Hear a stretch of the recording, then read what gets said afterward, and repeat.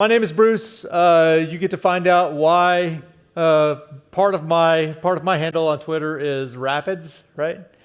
And you get to also find out what I think about, what I worry about when I'm not worried about the next publishing deadline, right? So these two books are coming out pretty much at the same time, at least the paper versions. They're both out in beta, so check those out if you're interested in them. So this talk for me is somewhat of a difficult one.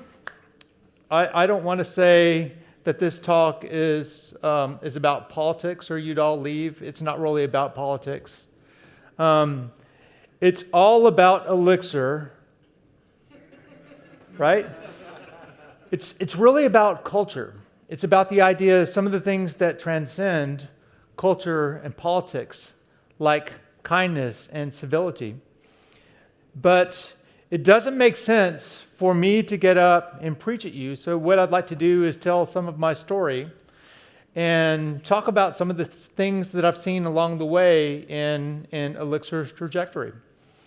And what more appropriate place to give a talk called The River than, along the banks of one of the most historical rivers in the world. So without further ado, let's talk about the river. So this is the first river in the talk. This is the Mississippi River next to Memphis, Tennessee. This is where I grew up.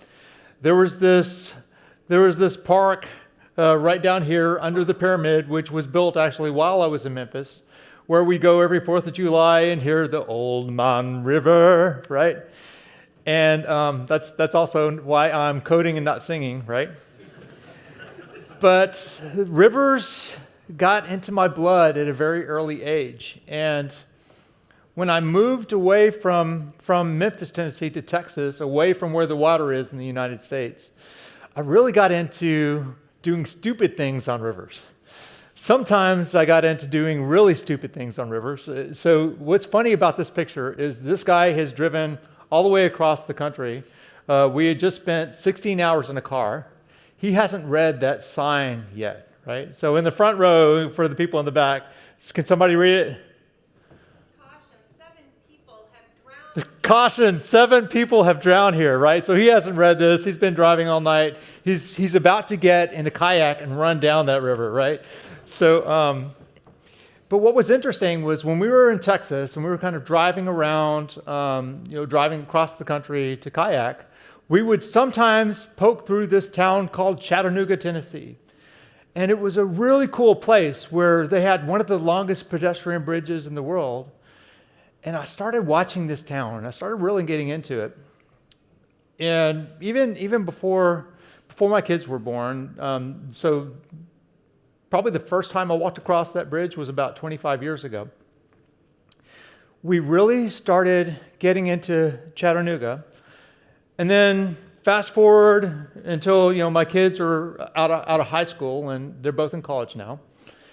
We finally did it. We moved to Chattanooga, right? And so my house is back behind us, right? Pointing with this thing right there, right? And I started really getting into the river there. This is the Tennessee River. This is a mighty river where some of the barges would carry some of the boosters for the space program right down the river. This was a river where a lot of history happened, like when there was oppression with the Indian population in the United States. The famous beginning of one of the most deadly marches in history was the Trail of Tears. And that happened at Chattanooga. So I started thinking about this river. And this was about the time when I'd ended one career at I Can Make It Better and started another one. So I started thinking about the metaphors of the infrastructure on the river, these barge tie-ups, this barge tie-up with an osprey nest up there. I started thinking about the metaphors for Elixir, right? About where we've come from and where we're going. And I started having some questions. Like, where did this river come from? Not the Tennessee River, right? Where did Elixir come from? What drove us to explore, to build the things that we got into building? Because languages don't just get invented because they're cool. They solve an interesting problem. And if they don't solve an interesting problem, then they're not languages that we care about. And then I started thinking about what made this grow. And when you get that kind of growth, sometimes you get problems that come along with it. Basically, where's this river going? So let's start at the beginning. And at the beginning, when you're talking about a river, you're talking about a spring. And that's kind of a great metaphor for elixir, right? The elixir source, the elixir fountain. And, we've kind of run through all those metaphors. But this was a great thing to think about, right? The ripples in the pond, or the earliest commits for the Elixir project. I can remember being in Austin, Texas, when we had the first Elixir Conf. There were 80-something paid people. I think there were 97. We were kind of leaning in, hoping that we'd hit the 100, but we never quite did. But we still thought that maybe we'd hit critical mass. And this was interesting because during the conference, Jose was giving a talk about the beginning and about this place in his commit graph where he called it the Valley of Despair, right? This is the second keynote. I'm not even the first keynote to use the words the Valley of Despair, right? But this was a time when he had an approach, which is a prototype-based approach, that didn't really work because it didn't embrace all of the power of the beam underneath. And when he started to embrace that power, he broke through, and Elixir took off, right? And we started seeing this stream, this spring turn into a stream and start to pick up momentum. And I was thinking about the things that got us there. There were a lot of Indian dinners. One thing that's interesting about Jose is he really, really likes meat. Doesn't like vegetables at all, right? And so, sometimes he would be staying over and he would just, he wanted meat, right? He wanted like a sandwich with maybe some cheese and some meat and didn't eat any vegetables. So one of the types of foods that we could agree on was Indian food, right? Because there's a lot of great sauces and a lot of meat, and he could eat the vegetable, or we could eat the vegetables, and he could eat the meat. And so there were also the early conferences. Some of them were in Austin, but very shortly after that, we had an Elixir conference that was launched in Europe, and Francesco started running the Erlang factories, which actually had a lot of Elixir content. And we started to build the beginnings of a community. And then there were, rivers also have myths around them, and a lot of the myths have some truth to them. This was a completely true myth, right? This thing where Jose and Chris were looking at each other and they were saying, I wonder how many people that we could put in one chat room on one computer, right? And so they kept on optimizing and optimizing. They hit 2 million at one point. And then everybody said, whoa, we got 2 million people in one chat in one. And then Jose says, what happens if we send a whole Wikipedia page to everyone? And everyone got every client got the whole Wikipedia page within 4 seconds, which was insane at the time. So I started thinking about the watershed, right? And what was it that gave Elixir its critical mass? When I wrote this talk, this is what was happening slightly upstream, which was interesting to me because we have a house that's on the river, right?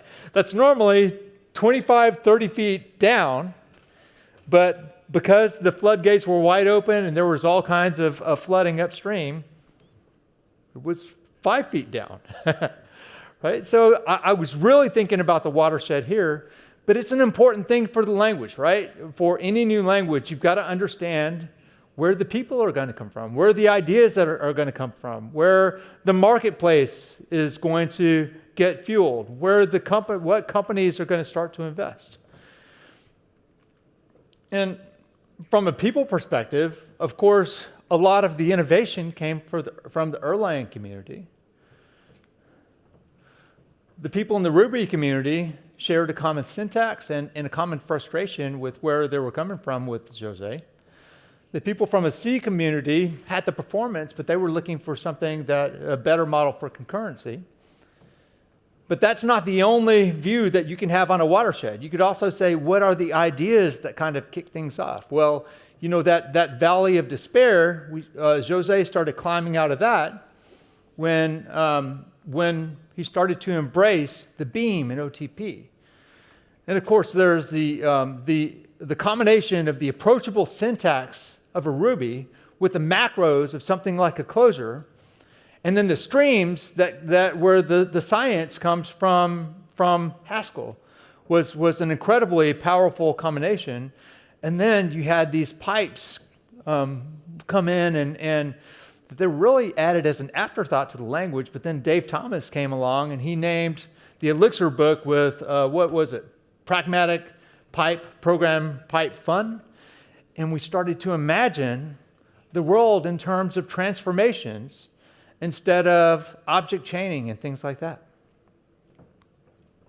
So then there's another view of the watershed and what drove the marketplace out of where they were, out of their complacency, and into the next thing. And of course, some of it was the organization that you get with functional programs. And we've talked a lot about that. Most of the talks have been about code organization and the options that we have that some of our peers in computer science don't have. But there's also this idea of life cycle. You know, often in the Erlang community, we use the word supervision, but it's really life cycle, isn't it? It's understanding that if you guys know this guy? You have to know this guy. I love this guy. But the recognition here is that when you have a problem, if you know how to shut it down cleanly, and you know how to bring it up cleanly, you get the failover for free. I mean, that's brilliant. Did you try turning it off and on again? That is a central part of the way that we think, and a central part of how we get the reliability and why people are joining us in the Elixir ecosystem. So it's concurrency, but it's all these things kind of mixed together. Right? And then nothing happens if you don't have early investment, right? Because languages exist to solve problems, and we have to have the investment to be able to build the infrastructure to solve those problems. So of course there's Plataforma Tech, which made the earliest possible bet on Elixir. They let Jose work for a long time before he was able to bring Elixir to the marketplace. And that takes a lot of courage, a lot of patience, a lot of faith. But then there were other companies that invested at the same time, or shortly after the same time. There's Bleacher Report, which probably has one of the highest volume implementations in Elixir. They've been tremendously important for us. There's Dockyard, who's basically done for Chris what Plataforma Tech has done for Jose, and Latote, who's basically done for part of the Nerves team what those other companies have done. And of course, there's Erlang Solutions that is extremely important for this ecosystem because they help us reimagine what inclusiveness looks like and what the community around a conference looks like. And I think it must be Francesco's heritage, right? So that Italian heritage, which means that he's certainly Francesco. When he heard that we were coming to London, he invited strangers in a strange town over to have a dinner, and that makes all the difference in the world. And it's that feeling that you get in this community and these conferences. It's tremendously important.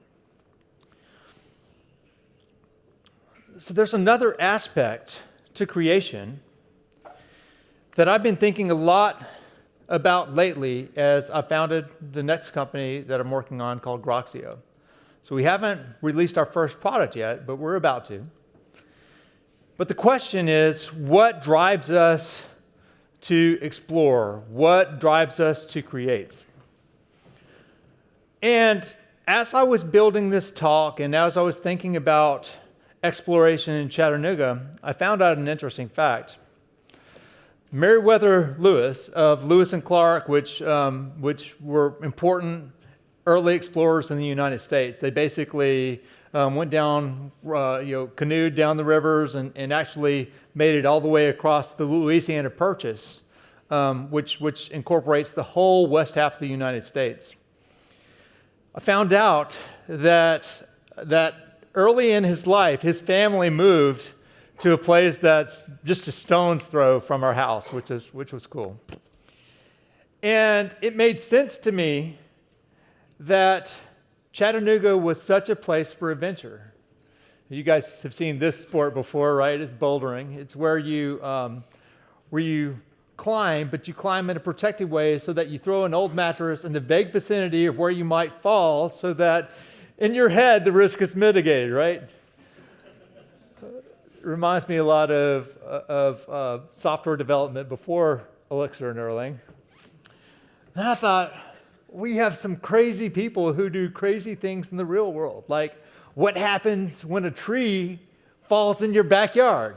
Do you just call somebody to cut it up and haul it away?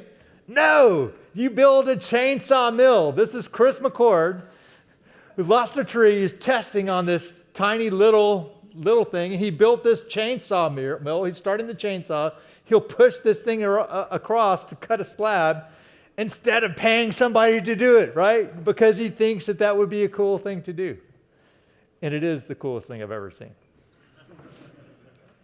And then you have weather stations, and you have garden bots. My wife, Maggie, loves the garden bot. It was the first thing that she ever connected to at an Elixir conference. And there's some science behind this. So when we're curious, it triggers dopamine. There's a lot of studies. So this particular study that I'll show you the source on the next page. This is from UCal Davis, where they basically took someone, wired them up so that they could see the individual regions of the brain light up. And they asked someone a question, something to make someone curious. I think it was what Beatles record was number one for the longest. And then they just waited, and they let that curiosity peak. And they saw higher regions of neural processing light up, but they also saw dopamine, which is that pleasure center creator in the brain. So there is brain science behind what drives us to create, what drives us to be curious, what drives us towards adventure. That's incredibly important.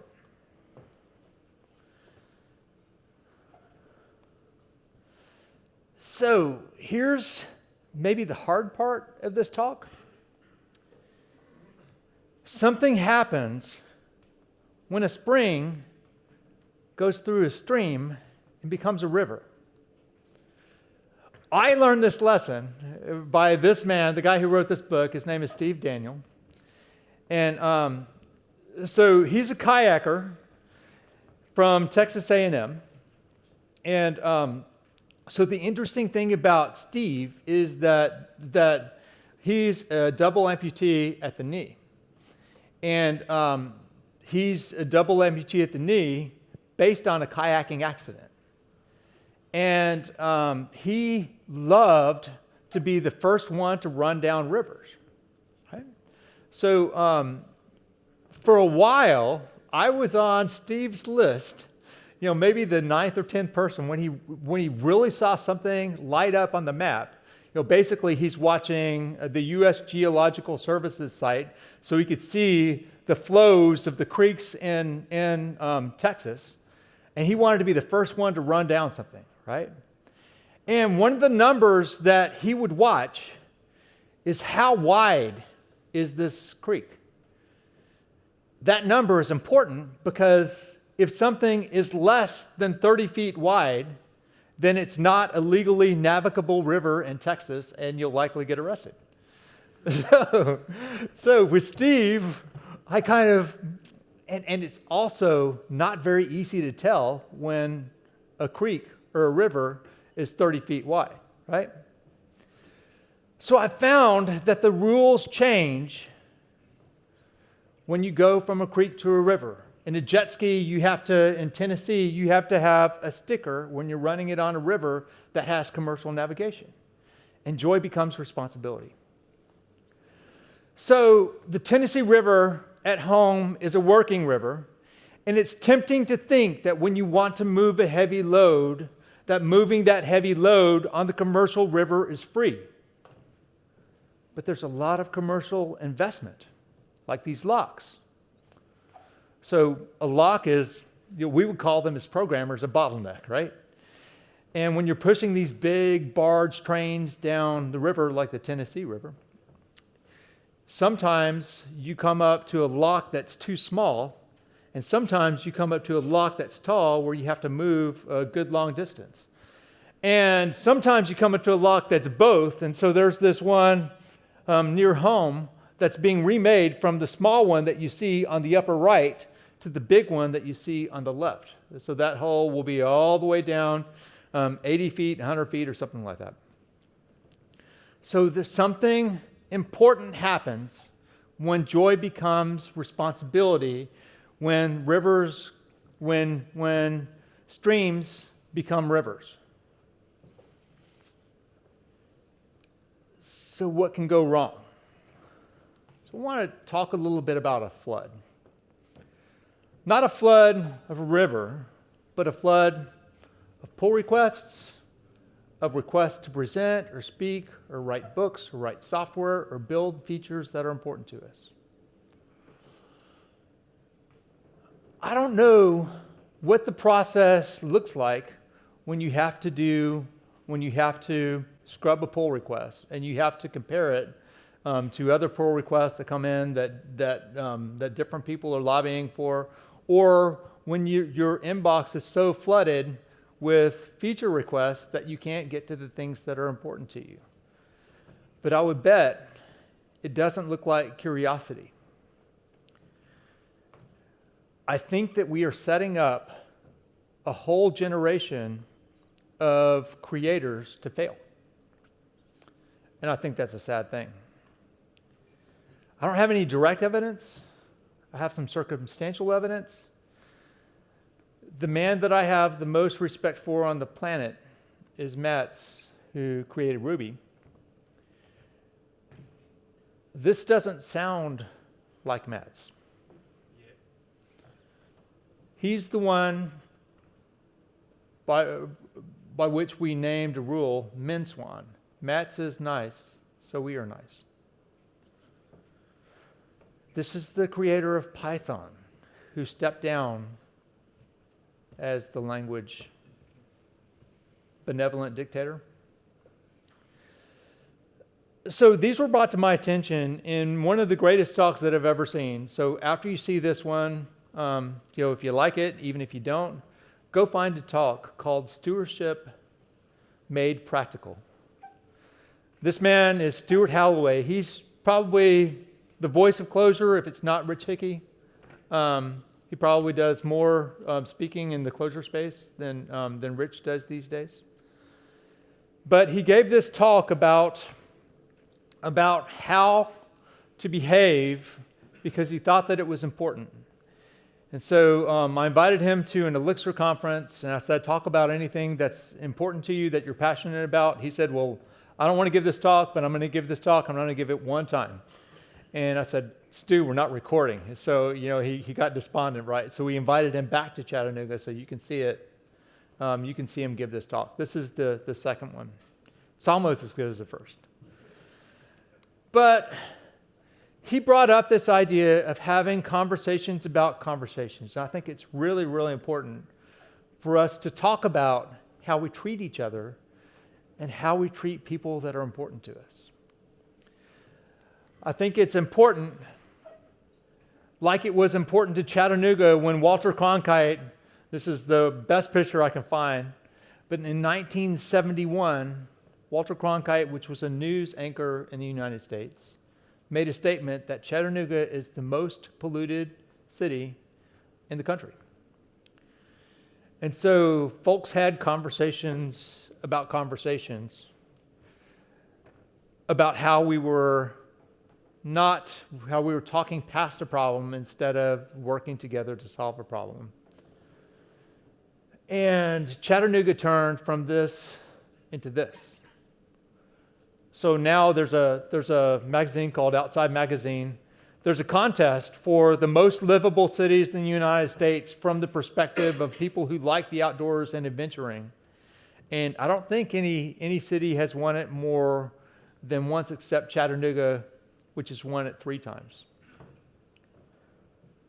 But things can turn when you're serious, when your eyes are open, and when you're serious about solving a problem. So Stu's talked about when to advocate. The answer is never. Right? So if it's not my language, I'm allowed to do 2 things. I can help and I can ask. I can't demand. Not my language. How we treat each other. Right? I think that civility is incredibly important. Kindness is important. A kind word is important, right? So there are all kinds of statistics that say that if we shape our language to the positive, those positive interactions are important, but a negative interaction carries 5 times more weight. Right now, the input that most of us are seeing, let alone language creators, is exactly upside down. So I think we need to have conversations about conversations. And I don't know what that looks like, and I'm certainly not the person to solve this problem. But I'd like to put that thought out there. And I'd also like to put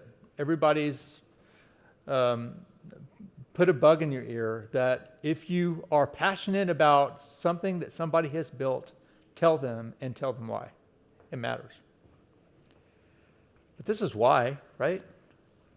We're afraid.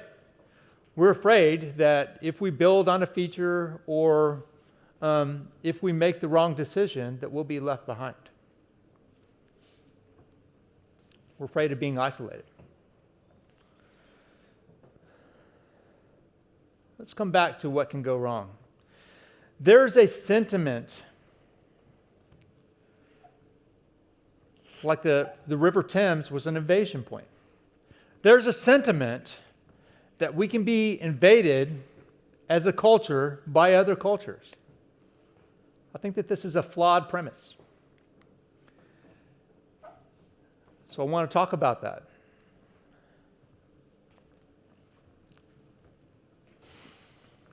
I want to provide an alternate view.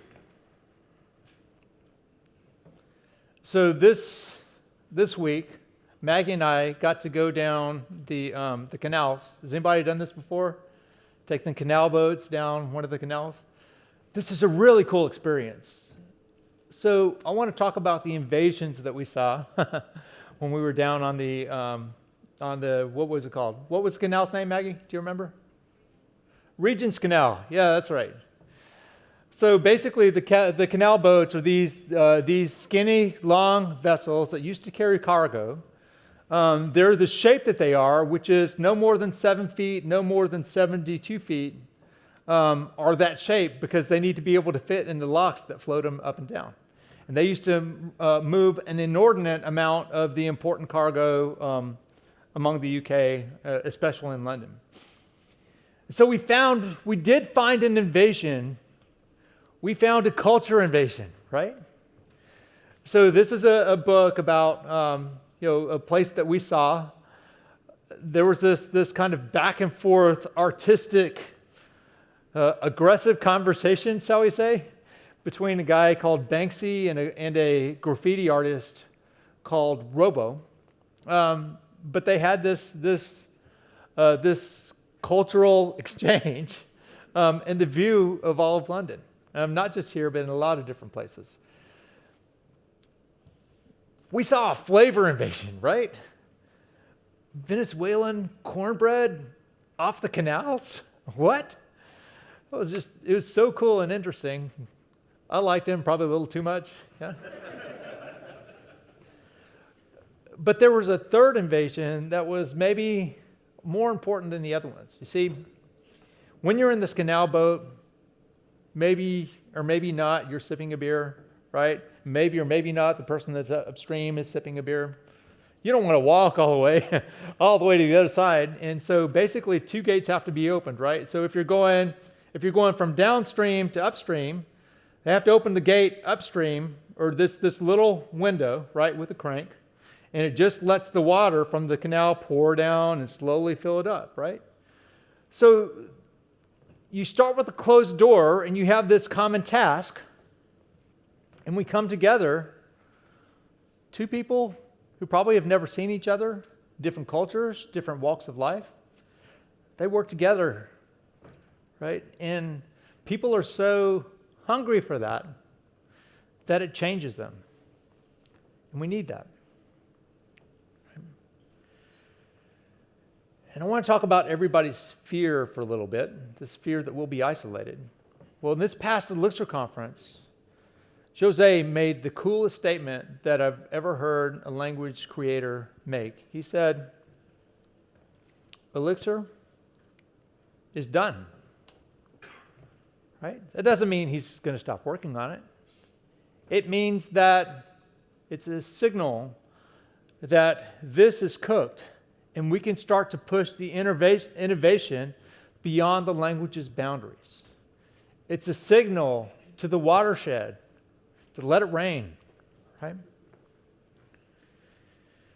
So I want to talk a little bit about the watershed ideas, and the idea that this blank canvas is you, and some of the interesting things that are happening right now. And I want to focus on the area of code organization. So right behind that announcement, we had another announcement that Chris McCord was announcing LiveView. And if you haven't played with it, I'm not going to talk very much about what it is. But it's a way where if you have a little bit of HTML and JavaScript on the client, and then you have some other code that's on the server, one part of that stack is starting to swallow everything, right? And LiveView means you don't have to write custom JavaScript, but I don't think that's the most important thing. I think the most important thing is that there are 2 headspaces now. That's not the way it used to be. When we were building web applications before, you had one headspace. This was definitely a distributed system, but from a mental standpoint, you could code it as if it were a local one. All the things, everything lived in one place. Now there are 2 headspaces because JavaScript on the client has heavy interactions with the code on the server. So there are a lot of interface boundaries and things like that. But with LiveView, we have a single headspace. And I'm starting to notice that more and more Elixir systems are like that are basically giving us a common headspace around important problems. And part of that is because OTP allows us to express that life cycle that we were talking about in a way that scales up seamlessly from place to place. So I don't want to go too much longer here, except to say vote. How do you vote? I'm not talking about you should votes. I'm talking about we can votes. So Ross's Landing is a place on that river that we started at. This is right in the middle of Chattanooga downtown. And there were a lot of different aspects of this that I want to talk about to close out the talk. First, you might notice that these are Cherokee Indians. This is a monument, but it's not a place that we come to mourn the bad things that happened to the Cherokee Indians. It's a place that the city can come live together. So you can vote with your values. There was a day when Ross's Landing was the center of commerce, almost in the United States, because of the way that it was oriented and its accessibility to the riverboats in both the East and the West. So you can vote with your dollars. Remember that river that we talked about and the pollution that we talked about back in 71? We changed our language and we stopped calling it this ugly, polluted thing. And we said, Chattanooga and the area around it will become two things: the Greenway, which is the hiking path through the town, and the Blue Way, which was a river. And it changed the way that we think about it. And it became a place for community. It became a place where you can see the river and the land come together in festivals. So you can vote with your companionship. There's a city and a river beautification fund. And it's not just a fund for how we spend our time and treasure.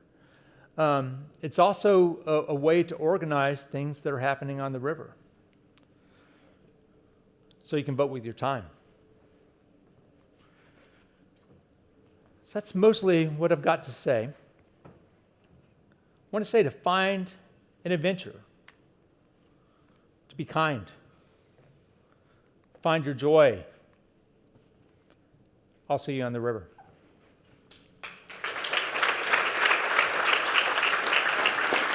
Questions? Are there any questions?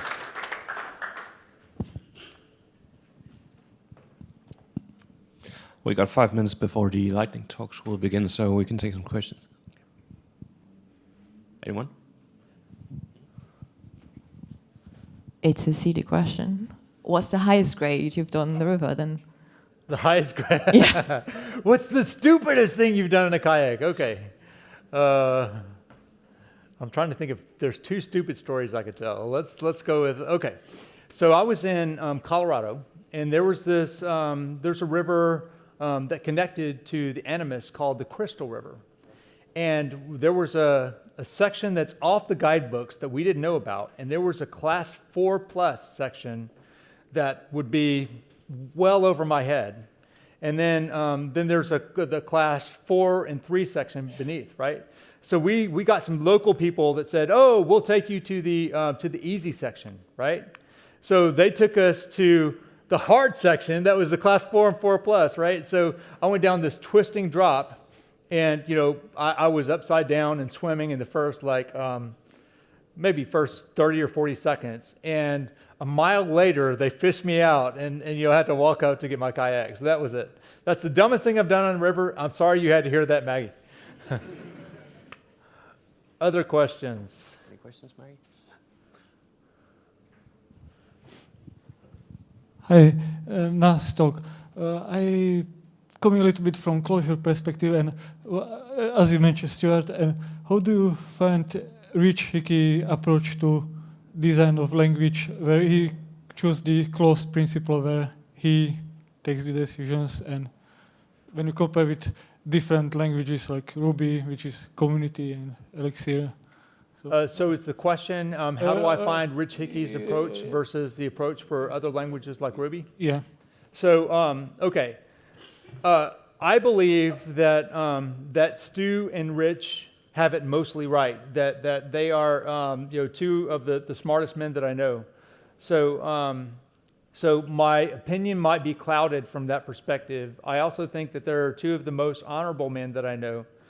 But one of the things that Stu believes, he might be right, he might be wrong, is that open source is at a crossroads. If we don't decide how to treat each other, and if we don't decide that we're ready to pay for the things that are worth paying for, then that model is in trouble. So I think I would like to say that I think that we have a great community, and it's not time to panic, but it's time to pay attention. And I think that Rich and Stu would say the same thing. It's time to pay attention. That's what I believe.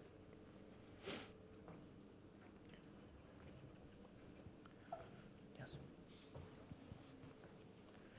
To continue that sentiment, can you offer up one call to action that we can all take on after we leave here? I mean, not treating the creators of Elixir and Erlang like Python and Ruby creators were treated is sort of the absence of an action, but what's a positive action we can take?